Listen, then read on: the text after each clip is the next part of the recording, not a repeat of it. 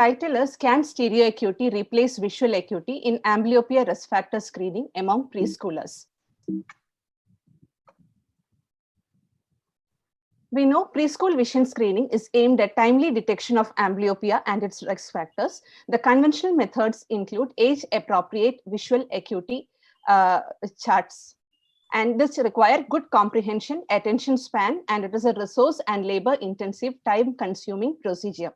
So is there an alternate way to screen preschoolers more efficiently? We know binocular vision is affected early in cases of refractive errors, strabismus, and media opicitis, which can be very well detected by stereo acuity test even in very young children. This is less time consuming also. So our research question was, can stereo acuity test replace visual acuity based test in preschool screening? The aim of our study was to compare the efficacy of Lee symbols or HOTV charts and TNO stereo acuity charts in screening for amblyopia and its risk factors among preschool children between 3 to 6 years of age. This was a comparative observational study of 634 children.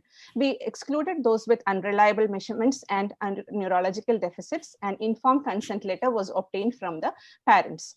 And this screening was done in the preschool premises in a dedicated space. And the charts used were Lee symbols charts and HOTV for visual acuity. And these charts were familiarized to the children in the form of a pre-test with the optotypes.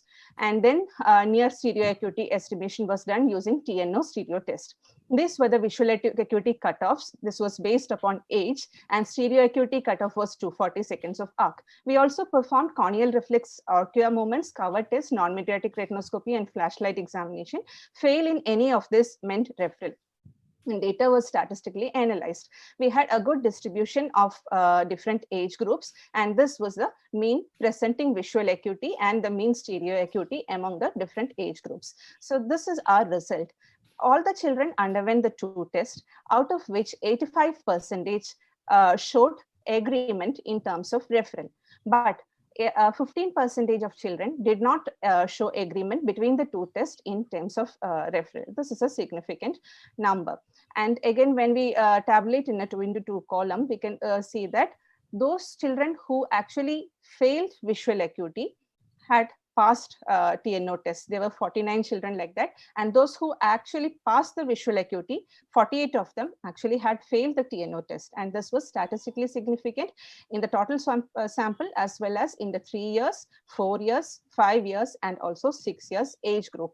And this was a referral rate based upon this calculation. For example, if we take 3-year age group, and 42.42% children were detected by TNO test, whereas for referral, whereas only 24.24% were detected when detected by visual acuity test alone. This pattern was similar in 4 years also, and again 5 years and 6 years there was a more or less equivocal response. And failure to detect with a single screening test alone was used, and this was many children who were missed in visual acuity screening were detected in TNO screening. For example, in 3 years, again, 21.21%, which was similar in 4 years also. So, so we also tried to compare the referral rates. What would be the referral rates if combination of tests was used? As we have imagined, like combination was definitely better, and referral by combination was definitely better, but referral was better with TNO in the 3 years and 4 years, and equivocal in 5 years and 6 years.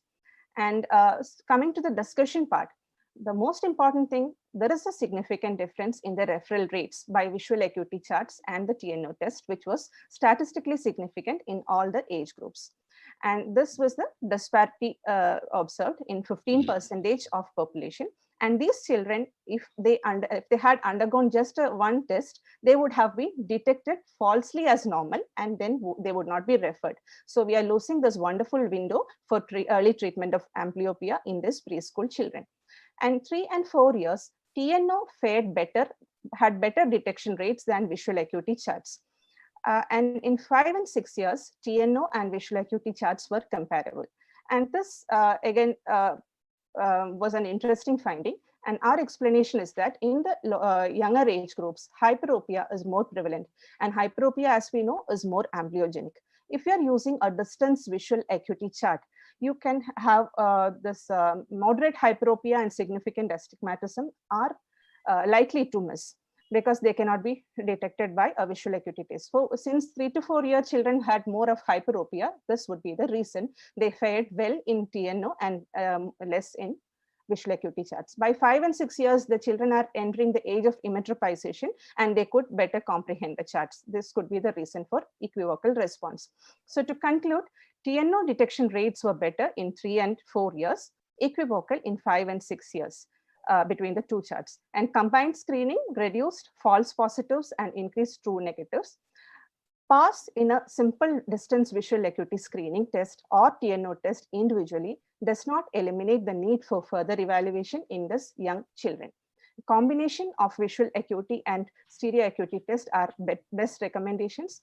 If the combinations is not possible due to time or resource, 3 and 4 year old, go for a TNO, which would give you better detection rates, and 5 and 6 years, please go for either of the charts.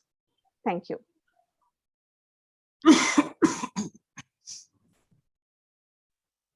Thank you so much, ma'am, for the wonderful session. Thank you, sir. Judges, any questions, please? How did you approach the children, either through ASHA workers or whether as a preschool children only? No, sir. This was a community initiative by a tertiary care center. So our team, consisting of a optometrist and a PRO, actually approached the preschoolers, and then permission was taken, and then we went on with the screening.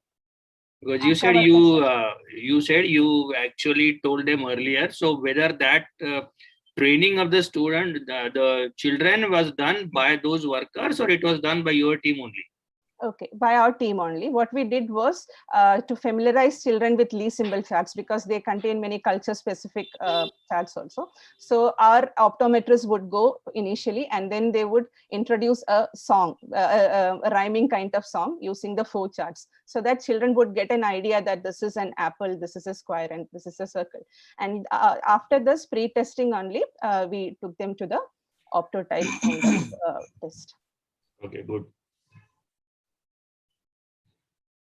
So I have one question. What are the previous references?